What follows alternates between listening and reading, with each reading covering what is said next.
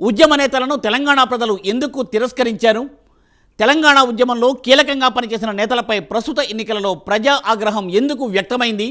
తెలంగాణ ప్రజలు పరిణితి చెందారా? అందుకే ఉద్యమకారులను ఓడించి ఇంటికి పంపారా?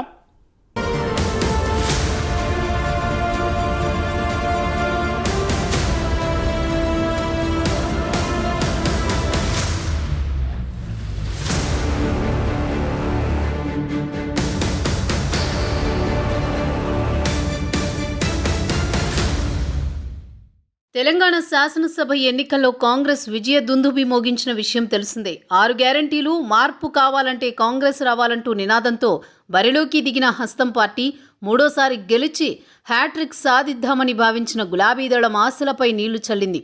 అయితే ఈ ఎన్నికల్లో కాంగ్రెస్, బీఆర్ఎస్, బీజేపీ నుంచి పలువురు అభ్యర్థులు తొలిసారిగా అసెంబ్లీ ఎన్నికల బరిలో దిగి విజయ కేతనం ఎగురవేశారు.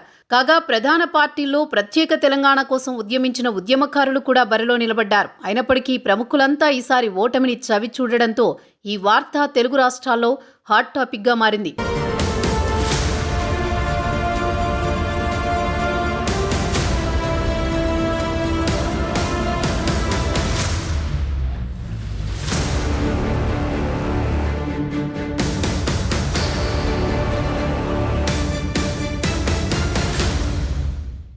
తెలంగాణని సాధించిన ఉద్యమ నేతల్లో కేసీఆర్ ప్రముఖులు. తెలంగాణ సాధనే లక్ష్యంగా టీఆర్ఎస్ పార్టీని స్థాపించి ప్రత్యేక రాష్ట్ర సాధనే ధ్యేయంగా పోరాడారు. ఆమరణ నిరాహార దీక్షకు సైతం పూనుకున్నారు. ఆఖరికి అనుకున్న విధంగానే ప్రత్యేక తెలంగాణని సాధించుకున్నారు. తెలంగాణ ఏర్పాటు తర్వాత తిరుగులేని స్థాయిలో కేసీఆర్ రాజకీయం చేశారు. 2014 ఎన్నికల్లో ఘన విజయం సాధించి తెలంగాణకు మొదటి సీఎంగా కేసీఆర్ రికార్డులకెక్కారు. 2018లో ముందస్తు ఎన్నికలకు వెళ్లి ఏకంగా 88 స్థానాల్లో విజయం సాధించారు. వరుసగా రెండోసారి కూడా కేసీఆర్ సీఎం అయ్యారు. 2014 నుంచి ఇప్పటి వరకు దాదాపు 9.5 ఏళ్లు కేసీఆర్ సీఎంగా సేవలు అందించారు. అటువంటి నేత ఈసారి ఎన్నికల్లో మొట్టమొదటిసారిగా గజ్వేల్, కామారెడ్డి 2 చోట్ల పోటీకి దిగారు. కాగా గజ్వేల్లో తన సమీప ప్రత్యర్థి బీజేపీ అభ్యర్థి ఈటెల రాజేందర్పై కేసీఆర్ విజయం సాధించగా కేసీఆర్, రేవంత్ రెడ్డి లాంటి దిగ్గజాలను ఢీకొట్టి బీజేపీ అభ్యర్థి వెంకట్రమణారెడ్డి కామారెడ్డి కింగ్ అయ్యారు.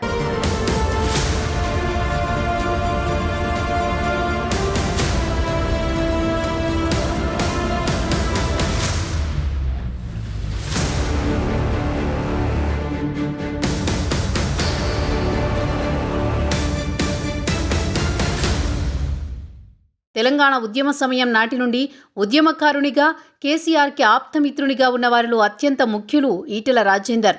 టీఆర్ఎస్ స్థాపనలోనూ ఈటెల రాజేందర్ కీలక పాత్ర పోషించారు. ప్రత్యేక రాష్ట్రం సాధించుకున్నాక 2014లో తెలంగాణకు తొలి ఆర్థిక మంత్రిగా పనిచేశారు. 2019లో కేసీఆర్ 2వ మంత్రివర్గంలోనూ వైద్య ఆరోగ్య శాఖ మంత్రిగా ఉన్నారు. కాగా అనేక రాజకీయ పరిణామాల అనంతరం ఆయన 2021లో బీజేపీ గూటికి వెళ్లిపోయారు. అయితే కేసీఆర్ ఓటమే లక్ష్యంగా ఛాలెంజ్ చేసి మరీ బీజేపీ తరపున హుజూరాబాద్తో పాటు గజ్వేల్లోనూ పోటీ చేసి ఓటమిని చవిచూశారు.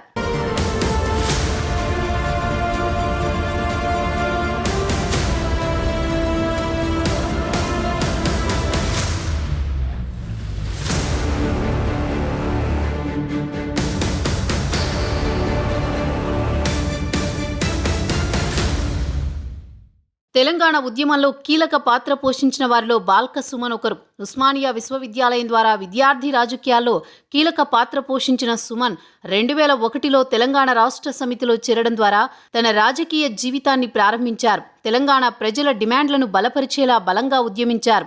నాడు విద్యార్థి ఉద్యమ నేతగా స్వరాష్ట్ర సాధన కోసం పాటుపడి కేసీఆర్ మార్గనిర్దేశంతో బీఆర్ఎస్ పార్టీ తరపున చెన్నూరు బరిలో నిలబడ్డారు. కాగా ప్రభుత్వ విప్గా ఉన్న సుమన్ తన ప్రత్యర్థి కాంగ్రెస్ అభ్యర్థి అయిన వివేక్ చేతిలో ఘోర పరాభవాన్ని ఎదుర్కొన్నారు.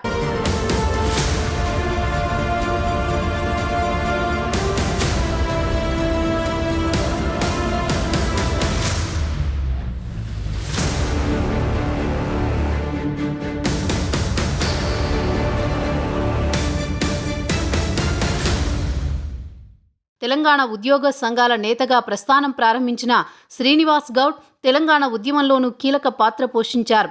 తెలంగాణ ప్రజల చిరకాల వాంఛ అయిన ప్రత్యేక తెలంగాణ ఏర్పడ్డాక 2014లో ఉద్యోగానికి రాజీనామా చేసి టీఆర్ఎస్ పార్టీలో చేరారు. 2014, 2018 ఎన్నికల్లో మహబూబ్నగర్ నియోజకవర్గం నుంచి టీఆర్ఎస్ ఎమ్మెల్యేగా గెలిచి మంత్రి అయినప్పటికీ ఈసారి ఈయనకు కాంగ్రెస్ నాయకుడు ఎన్ఎం శ్రీనివాసరెడ్డి చేతిలో ఓటమి తప్పలేదు.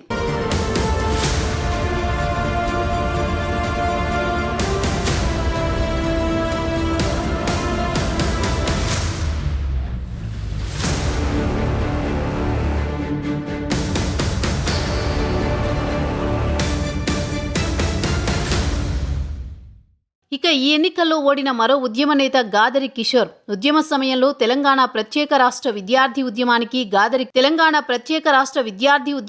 గాదరి కిషోర్ కుమార్ కీలక పాత్ర పోషించారు. 2014, 2018 అసెంబ్లీ ఎన్నికల్లో 2 సార్లు టీఆర్ఎస్ ఎమ్మెల్యేగా గెలిచి కేసీఆర్ వద్ద తన మార్కు చూపించుకున్నారు. 10 ఏళ్ల పాటు తుంగతుర్తి అసెంబ్లీ నియోజకవర్గంలో రారాజుగా కొనసాగిన గాదరి కిషోర్ కుమార్కు ఈసారి ఓటమి తప్పలేదు. అయితే వీరందరితో పాటుగా తెలంగాణకి చెందిన గాయకుడు, ప్రముఖ కవి అయినటువంటి రసమయి బాలకిషన్ తెలంగాణ రాష్ట్రం ఏర్పడిన తర్వాత తెలంగాణ సాంస్కృతిక సారథి చైర్మన్గా నియమించబడ్డారు. ఉద్యమ సమయంలో ప్రత్యేక తెలంగాణ కోసం అప్పటి సాంస్కృతిక బృందానికి ఆయన నాయకత్వం వహించారు. అంతేకాదు తెలంగాణ ధూమ్ధామ్ కమిటీకి కన్వీనర్గా కూడా బాధ్యతలను చేపట్టారు. కాగా ప్రస్తుతం బీఆర్ఎస్ తరపున మానకొండూరు నుండి పోటీ చేసి ఓటమి చవిచూశారు. దీంతో ఇలా తెలంగాణ కోసం ఉద్యమించిన నేతలంతా ఒకేసారి ఓటమి పాలవడం రాజకీయ వర్గాల్లో చర్చనీయాంశంగా మారింది. తెలంగాణ ఉద్యమ సమయంలో కీలకంగా పనిచేసిన ఈ నేతలందరిపై ప్రజా తీర్పు సంచలనంగా మారిపోయింది.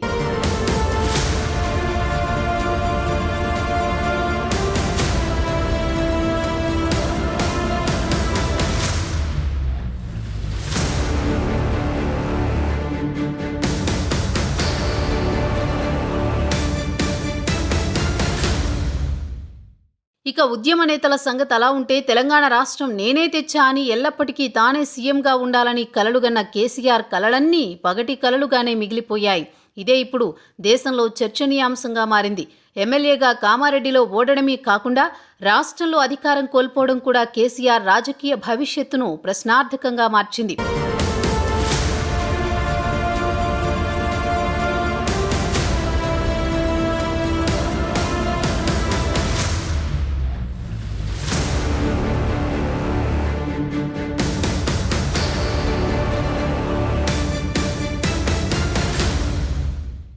వరుసగా 2 సార్లు అధికారంలోకి వచ్చిన గులాబీ పార్టీ హ్యాట్రిక్ కొట్టే క్రమంలో బోల్తా పడింది.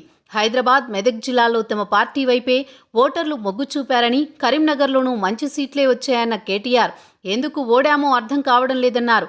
ఓటమిని అంగీకరిస్తున్నామని చెప్పిన కేటీఆర్ కాంగ్రెస్ పార్టీకి అభినందనలు తెలిపారు. తమ ఓటమికి గల కారణాలను విశ్లేషిస్తామని బీఆర్ఎస్ వర్కింగ్ ప్రెసిడెంట్ తెలిపారు. బీఆర్ఎస్ ఓటమికి గల కారణాలు ఎన్నైనా ఉండొచ్చు, కానీ కేసీఆర్ ఓవర్ కాన్ఫిడెన్స్తో చేసిన ఒకే ఒక తప్పిదం గులాబీ పార్టీని దారుణంగా దెబ్బతీసింది. అన్ని పార్టీల కంటే ముందుగానే అభ్యర్థులను ప్రకటించి ఎన్నికల రేసులో ముందంజ వేసినట్టు కనిపించిన కేసీఆర్ సిట్టింగులకి ఎక్కువ సీట్లు కేటాయించారు. సిట్టింగుల పట్ల వ్యతిరేకత ఉందని తెలిసినా వారిని మార్చేందుకు ఇష్టపడలేదు. 2018లో ఎలాగైతే తన ముఖం చూసి ఓటర్లు ఓట్లు వేశారో ఈసారి కూడా అలాగే గెలిపిస్తారని ఆయన భావించారు. కానీ ఎమ్మెల్యేల పట్ల ఉన్న వ్యతిరేకత ముందు కేసీఆర్ ఇమేజ్ కూడా పనిచేయకుండా పోయింది.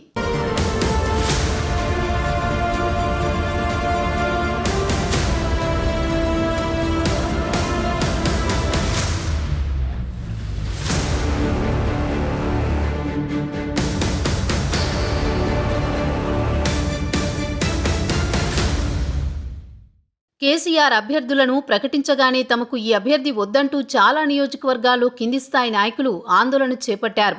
అయినా సరే కేసీఆర్ వెనక్కి తగ్గలేదు. ప్రజా వ్యతిరేకతను ఎదుర్కొంటున్న ఎమ్మెల్యేలను తప్పించి వారి బదులు కొత్తవారికి అవకాశం ఇచ్చి ఉండుంటే బీఆర్ఎస్ ఇతర పార్టీలతో కలిసి కనీసం హంగ్ ప్రభుత్వాన్నైనా ఏర్పాటు చేసి ఉండేదన్న భావన వ్యక్తమవుతోంది.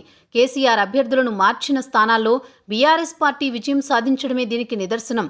కేసీఆర్ మొత్తం 10 స్థానాల్లో అభ్యర్థులను మార్చగా ఆ స్థానాల్లో బీఆర్ఎస్ గెలిచింది. సిట్టింగులను నెత్తిన పెట్టుకోకపోయి ఉంటే ఇంత భారీ మూల్యం తప్పేదన్న మాట రాజకీయ వర్గాల్లో వ్యక్తమవుతోంది.